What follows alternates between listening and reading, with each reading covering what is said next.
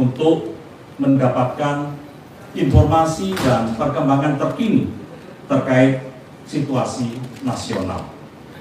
Serta kita terus merumuskan langkah-langkah guna mengantisipasi potensi permasalahan dan kerawanan yang mungkin terjadi. Saya ingin mengucapkan banyak terima kasih atas peran serta seluruh masyarakat Indonesia dalam menjaga konduktivitas situasi saat ini. Semoga situasi aman, terkendali, damai, adem ayem ini bisa terus terjaga. Marilah kita bersama-sama terus mengawal proses demokrasi yang tengah berlangsung di Indonesia dan menjaga situasi dan kondisi agar tetap tenang, aman, dan damai. Demikian yang bisa saya sampaikan hasil rapat koordinasi pada pagi hari ini.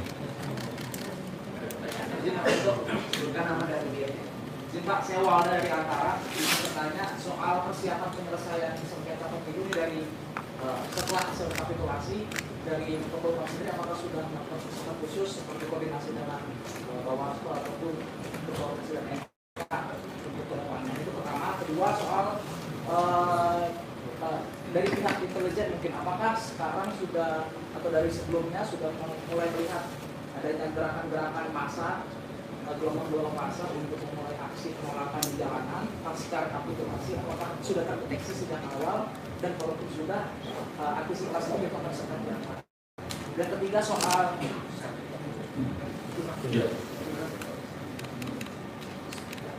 terakhir soal ini Pak, mungkin koordinasi dengan Kapolri, apakah sudah ada persiapan personel khusus untuk mengantisipasi nanti jika ada gejolak massa? Kalau sudah, mungkin berapa personel yang telah disiapkan untuk berjaga di Iya.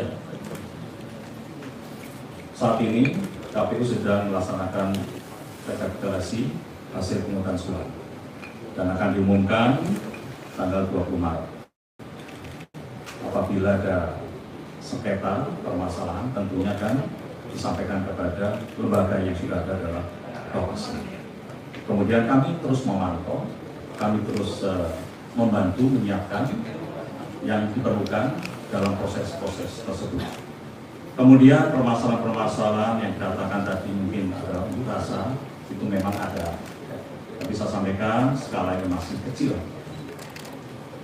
Dan memang kecil menuju sedang, ya.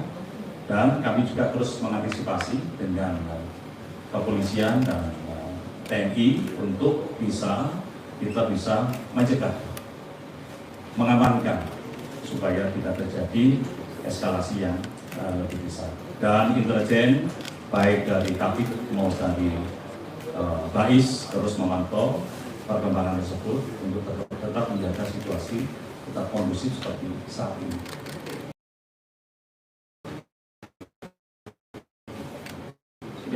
Izin Pak, saya Dina dari Kompas. Ada 2 pertanyaan yang saya ajukan. Pertama Pak Menko Polhukam. Ini kan tinggal 5 hari lagi ya Pak sebelum batas waktu pengumuman dan penetapan hasil pemilu 2024. Apakah dari KPU sudah menyampaikan Pak bagaimana update terakhirnya? Kalau seandainya tidak selesai sampai 20 Maret, apakah sudah disiapkan skenario-skenario gitu? Terus pertanyaan kedua, karena di sini ada Pak Mendagri, Pak Tito, izin Pak, saya juga mau nanya terkait dengan pembahasan RUU DKJ Pak. Itu kan dari beberapa fraksi masih ada yang menolak ya kalau Gubernur Jakarta itu nanti akan dipilih oleh Presiden melalui rekomendasi dari PRD. Kemudian juga terkait kewenangan Wapres yang akan mengelola kawasan aglomerasi. Mungkin bagaimana sikap pemerintah begitu Pak? Mohon menjawab Pak. Terima kasih Pak. Ya, untuk rencana penetapan hasil pemungutan suara tanggal 20 Maret masih tetap. Ya, saat ini masih terus melakukan pentahapan dan kita tinggal nunggu saja. Nanti tanggal 20 belum ada perubahan. Ya. Silakan Pak Mendagri. Yang pertama tadi mengenai masalah kawasan aglomerasi ya. Kawasan aglomerasi itu konsep yang pertama saya disampaikan bahwa Jakarta ini adalah suatu keniscayaan sudah menjadi satu, tidak memiliki batas alam dengan daerah sekitarnya karena lokasi Bogor kan. Sehingga banyak masalah-masalah bersama seperti masalah banjir, masalah transportasi, masalah sampah, polusi dan segala macam, sehingga memerlukan adanya koordinasi, sinkronisasi, harmonisasi untuk perencanaan undang-undangnya dan melakukan evaluasi. Jangan bergerak sendiri-sendiri. Kemudian sehingga perlu adanya mekanisme untuk melakukan harmonisasi dan evaluasi. Kita mengambil template di Papua. Di Papua juga sama. Perlu ada harmonisasi antar provinsi, kabupaten, kota dengan pemerintah pusat juga untuk percepatan mengenai Papua. Di situ dibuat badan percepatan non Papua yang menurut undang-undang otsus dipimpin oleh Wapres, tapi ditunjuk oleh Presiden dan kemudian bertanggung jawab pada Presiden. Nah, dalam konteks kawasan aglomerasi ini, kesepakatan kita lah mengembalikan Dewan, singkat saja isinya, pasalnya Dewan aglomerasi akan ditunjuk oleh Presiden dengan keputusan dengan perpres peraturan Presiden. Dan singkat itu aja. Nah, seperti apa nanti Presiden terpilih atau memilih komposisinya, semua diserahkan kepada Presiden terpilih. Kemudian kedua, mengenai masalah pemilihan dan penunjukan, kami sudah menyampaikan Gubernur dan Wakil Gubernur dan menyampaikan pada saat hari Rabu yang lalu, dan sudah berkali-kali tapi kami tekankan lagi, posisi pemerintah adalah pemilihan terpilih. Dan kemudian kita melihat dari komposisi partai-partai ada mayoritas adalah pemilih.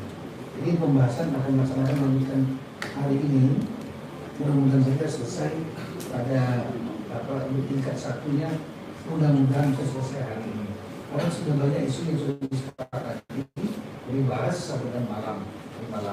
Jadi nanti kita ikuti saja, silakan ikuti. Yang jelas posisi pemerintah adalah Gubernur dan Wakil Gubernur DKI tetap seperti sekarang. Terima kasih. Lagi dari Pak. Oke Pak Adi, saya Irfan dari wartawan Tirta.id ingin menanyakan tadi selain persiapan penuntasan menghadapi penjelasan setelah misalkan di Mahkamah Konstitusi karena ada tuduhan dari sejumlah timnas bahwasanya ada kecurangan yang bersifat ASN. Lalu kedua mengenai ini ada saksi dari tim TPN Ganjar Mahfud yang mengungkapkan akan mengusulkan saksi dari Kapolda. Mungkin nanti kalau Pak Kapolri ingin menambahkan bisa bagaimana ada saksi dari Kapolda mengenai kecurangan pemilu. Terima kasih. Itu mekanisme ya. Apabila nanti KPU mengumumkan masih ada konflik sengketa pemilu melalui Bawaslu dan Bawaslu sesuai dengan aturan akan disampaikan ke MK dan kita akan mengamankan proses demokrasi tersebut. Dan tentunya kita semua sudah antisipasi. Mungkin ada tambahan dari Pak Kapolri, silakan Pak Kapolri. Jadi saya kira menambahkan bahwa seluruh rangkaian tahapan mulai dari penghitungan yang ada di wilayah di level BPK naik sampai dengan KPUD dan KPU tentunya ini setiap hari dipantau sehingga tentunya tahapan yang ada ini tentunya kita semua mendorong untuk bisa tepat waktu. Tentunya selesai daripada penghitungan tersebut, tentunya ada mekanisme selanjutnya terhadap yang tidak puas dengan hasil, yang kemudian dibuka ruang untuk mengajukan gugatan PHPU, baik sengketa yang membahas tentang Pilpres maupun yang membahas tentang Pileg. Tentunya berbagai macam isu akan dibawa dan ruang itu dibuka di MK. Namun demikian tentunya semuanya harus membawa bukti dan saya kira itu mekanisme yang sudah diatur di MK.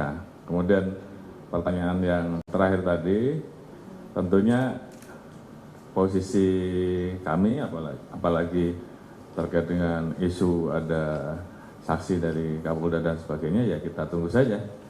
Apabila memang betul ada melanggar ya kita proses. Namun kalau memang tidak ada, kita tunggu saja seluruh hasil dan kita doakan seluruh tahapan baik KPU, MK dan pengumuman resmi semuanya dapat berjalan dengan baik dan hasilnya bisa diterima masyarakat. Terima kasih. Terima kasih semuanya.